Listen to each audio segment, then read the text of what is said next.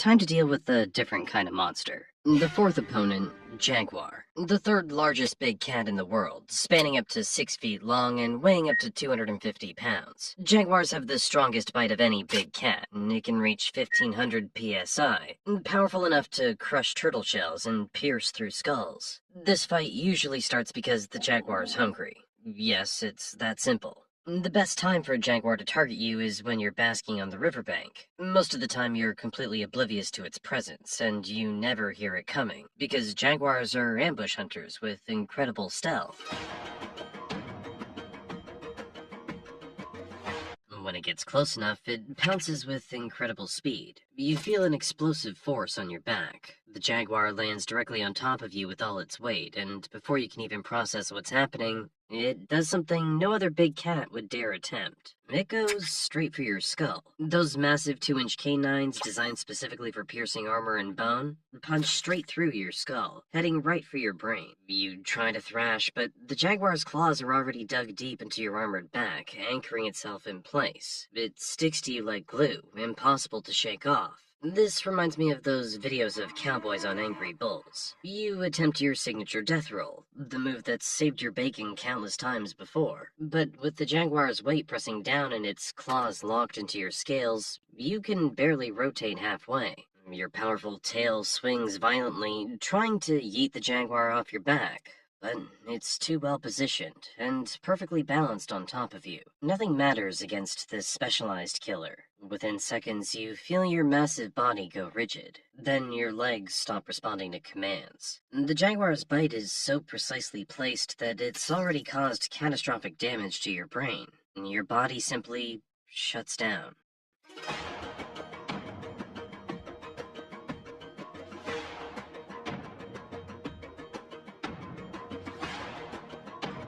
The jaguar holds the bite for another minute, just to be sure. Then it drags your lifeless body up into a tree to feed in peace. Let's be brutally honest, fighting off a jaguar is nearly impossible. Your best defense is never letting it get close in the first place. Stay in deeper water, avoid basking in dense vegetation, and keep your head on a swivel when you're on land. Because once those jaws clamp down on your skull, the fight's already decided.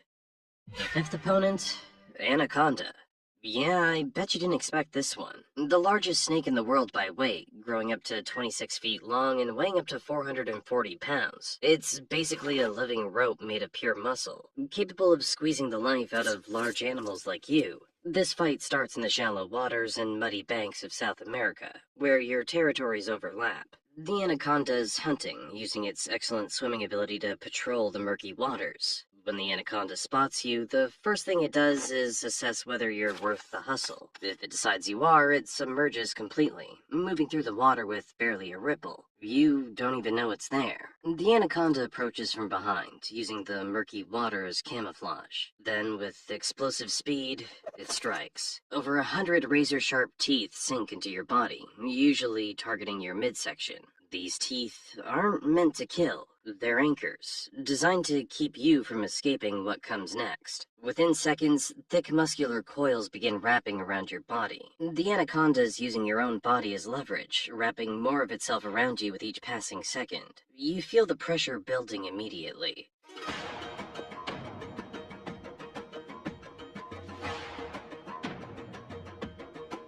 You try to bite the snake and manage to puncture the anaconda's muscular flesh.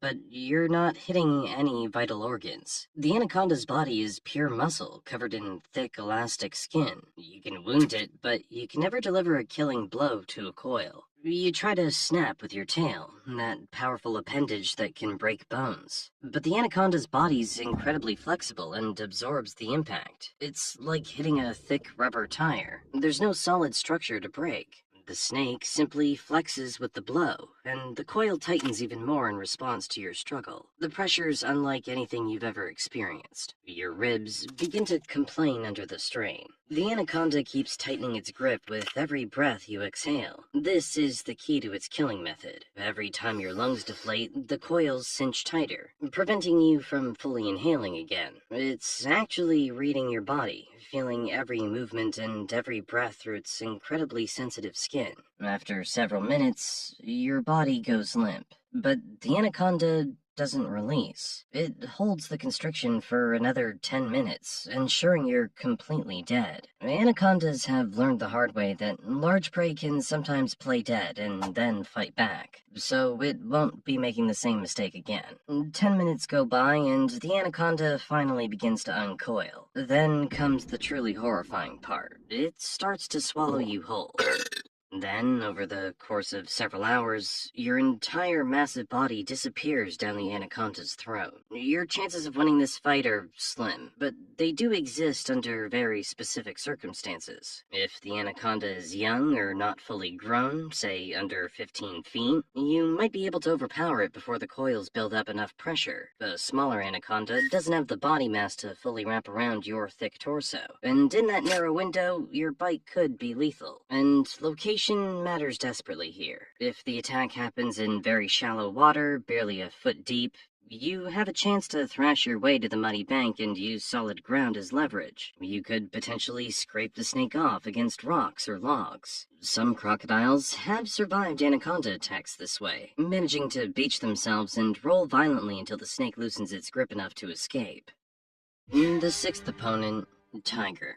The largest and most powerful big cat in the world, weighing between 400 and 660 pounds. When you're basking on a muddy bank, warming your cold-blooded body in the afternoon sun, that's when a tiger is most likely to strike out of nowhere. In the mangrove swamps of the Sundarbans and the rivers of India, tigers have learned that crocodiles are edible, and their meat's incredibly tasty. When a tiger spots you, it approaches through the tall grass with absolute silence, using the same stalking skills it uses on deer. You don't hear it or see it until it's too late. The tiger explodes from the vegetation and lands on your back with all 500 pounds of muscle and momentum. You feel claws digging deep into your armored scutes. Each claw is up to 4 inches long, and they're designed to grip struggling prey. It anchors itself to you like it's climbing a tree, and then slides into your back with surgical precision. Its jaws seek the one soft, ancient vulnerability every crocodile carries: the back of the neck, just behind the skull plate where the spine is exposed. The fangs sink through muscle and nerves in a single crushing bite, packing 1,050 psi of force. The tiger severs the spinal cord, shutting down your nervous system as if flipping a switch. Then, everything goes dark.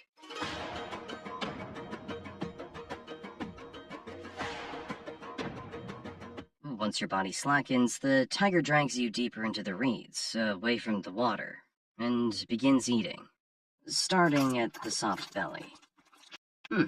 Delicious. Against a tiger, your only hope is distance and awareness. If you spot it first, you have a chance. I mean, if you can react in time and launch yourself into the water. There, the advantage shifts dramatically. In water, your body becomes a torpedo, and although tigers are skilled swimmers, they could never match you. But here's the problem. You almost never see the tiger first. They're skilled stalkers, able to conceal their presence with ease, thanks to their silent footwork honed over millions of years.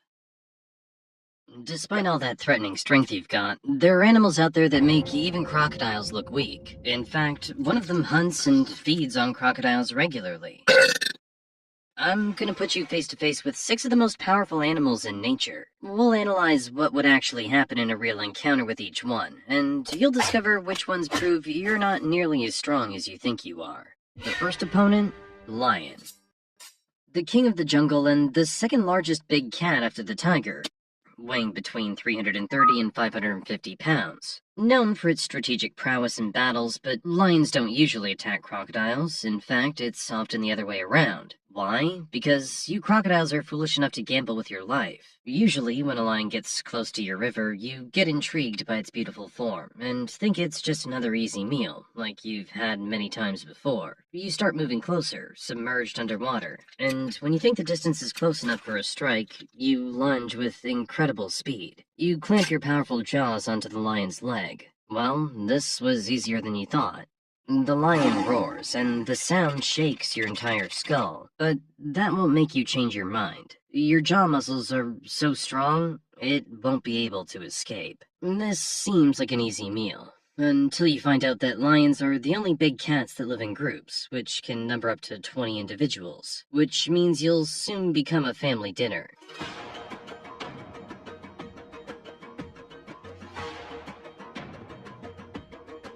But let's say you're lucky enough to come across a lonely lion, one with social anxiety that decided to wander off alone. After grabbing that leg, you move into your signature technique, the death roll. But this time, you're facing an entirely different kind of opponent. The lion's foreleg is so strong that it can easily drag prey weighing over 1,000 pounds. It's hard to spin with such power, especially on land. So you're left with only one choice: drag him into the water, where you can fight more comfortably.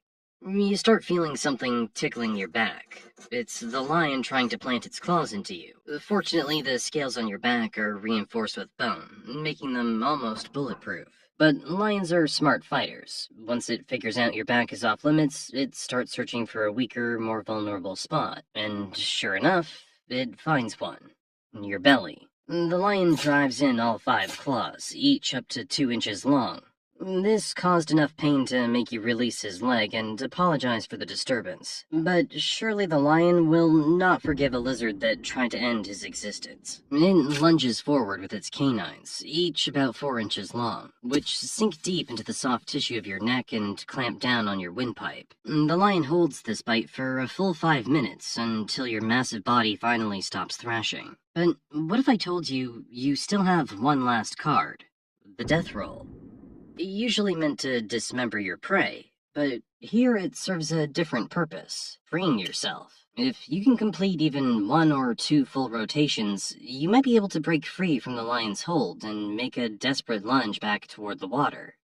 The death roll is essentially the crocodile's reset button in a fight gone wrong. It's one of the few moves that works both in water and on land. But if you think about it, your chances of winning this fight depend heavily on how close you are to the water. If you'd been in the water, or even right at the edge, the lion wouldn't have stood a chance. You could have easily dragged him in.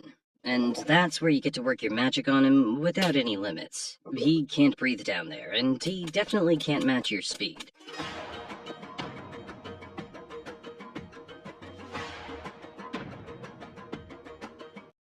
Here's the thing: the lion is nothing compared to what's coming. The second opponent, hippo. Despite looking like a chubby river horse, hippos are considered one of the most dangerous animals in Africa. It kills more humans in Africa than any other large animal. Around 500 per year. That's more than you, the tiger, and the lion combined. The fight usually starts because of you. You see, hippos are highly territorial. When you try to snatch a kill near its territory, it takes it personally. And instead of retreating like most animals would, it charges straight at you with its mouth wide open. And what a mouth it is. Hippos have massive jaws that can open up to 150 degrees, revealing tusks that can grow up to 20 inches long, about the length of a human arm. And they aren't for munching plants, by the way. They're for sending things to the afterlife. But with your agility in the water, you can dodge it. Your first thought after that would likely be to strike back with a bite, just like you would with any opponent. But a hippo's hide can be nearly 1.5 inches thick in places, with a thick layer of fat underneath. Your teeth would have a hard time getting any grip. And even if you somehow manage to clamp down on a leg, it won't help at all. Hippos can weigh over 6,000 pounds. The death roll that works so magnificently on zebras and wildebeest barely nudges this massive tank of an animal. If the fight drags on too long, you're in deep doo-doo. Hippos have incredible stamina in the water, while your ambush predator metabolism isn't built for prolonged battles. At this point, I hope you realize how spicy your situation is and back off. If you don't, the hippo will find a way to clamp down with its bite force of 1,800 psi. Its tusks sharp enough to pierce your body completely. Those armored osteoderms on your back, which normally protect you from other predators, are like paper against these tusks. One pierces your back and pops out from your belly. The other crushes through 3 ribs. By using its immense neck strength, it thrashes its head violently from side to side. Every shake makes the damage worse. The beast uses all its weight to smush you down to the bottom of the river, pressing you into the mud. In just a few minutes, you can barely move at all. Your insides are crushed and you're drowning all at the same time.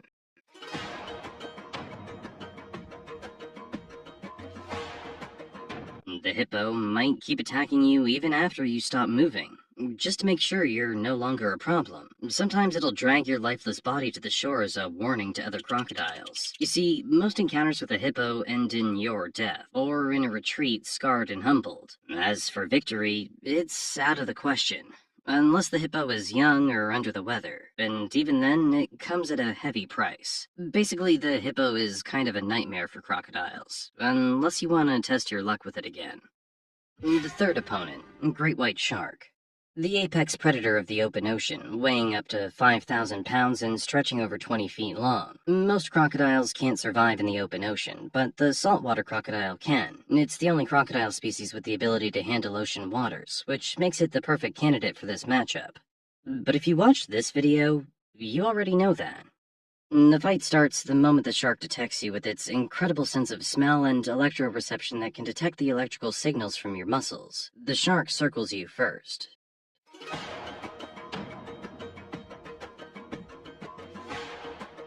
That's what they always do before a fight. They circle to assess. Then the shark makes its decision. It descends into deeper water, fleeing from you after realizing it cannot defeat a legend like you. Just kidding. It's actually gathering momentum for a perfect attack. Great whites are ambush predators too, and their signature move is the vertical strike from below.